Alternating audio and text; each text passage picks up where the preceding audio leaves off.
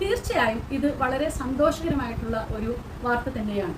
കാരണം മുമ്പ് കേരളത്തിലുള്ള അതിദരിദ്രരായിട്ടുള്ള ആളുകൾക്ക് വെറും 4 ലക്ഷം രൂപ മാത്രമാണ് വീട് വയ്ക്കുവാൻ നൽകിയിരുന്നത് ഗവൺമെൻറ്.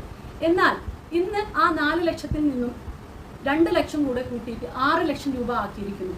കൂടാതെ 3 സെൻറ്റെങ്കിലും മിനിമം ഭൂമിയുള്ളവർക്ക് മാത്രമേ പണം നൽകിയിരുന്നുള്ളൂ. ഇപ്പോൾ ഗവൺമെൻറ് തീരുമാനമെടുത്തിരിക്കുന്നു, സ്ഥലമില്ലാത്തവർക്കും 3 സെൻറ്റിൽ കുറയാത്തവർക്കും മാത്രമല്ല പണം നൽകുന്നത്.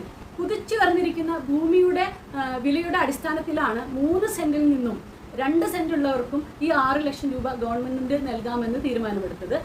പക്ഷേ ഭൂമി ഇല്ലാത്തവർക്കും ഇനി മുതൽ ഈ 6 ലക്ഷം രൂപ ലഭിക്കുന്നതാണ്, ഭൂമിയും അതുപോലെ തന്നെ വീട് വയ്ക്കുന്നതിനുമായിട്ട്. എന്നാൽ ഈ 6 ലക്ഷം രൂപ ഭൂമി ഉൾപ്പെടെ വീട് പണിയുന്നതിനും കൂടി തികയുമോ ഇല്ലയോ എന്നുള്ളത് വളരെ വലിയൊരു ചോദ്യചിഹ്നമാണ് ഇപ്പോഴത്തെ സാഹചര്യത്തിൽ ഇന്ത്യയിൽ, കേരളത്തിൽ.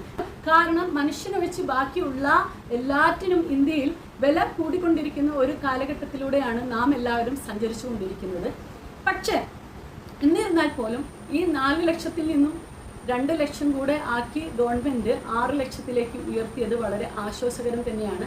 ഈ 6 ലക്ഷം രൂപ ലഭിക്കുന്നത് നഗരസഭയിൽ ഉള്ളവർക്കും അതുപോലെ തന്നെ നഗരസഭയെ കേന്ദ്രീകരിച്ചിട്ട് ഉള്ള പഞ്ചായത്തുകൾക്കുമാണ് കേട്ടോ. അത് പ്രത്യേകം ശ്രദ്ധിക്കണം. ഓക്കെ, എന്നിരുന്നാൽ പോലും ഇത് വളരെ ആശ്വാസകരമായിട്ടുള്ളൊരു കാര്യം തന്നെയാണല്ലോ. വീടില്ലാത്ത എത്രയോ പേരുണ്ട്, അല്ലെങ്കിൽ കിടന്നുറങ്ങാൻ കഴിയാതെ ചോർന്നൊലിക്കുന്ന വീട്ടിൽ താമസിക്കുന്ന എത്രയോ പേരുണ്ട്. അവർക്കെല്ലാം ഇത് ശരിക്കും ആശ്വാസകരമായിട്ടുള്ള ഒരു തീരുമാനം തന്നെയാണ് ഗവൺമെൻറ് കൈക്കൊണ്ടിരിക്കുന്നത്.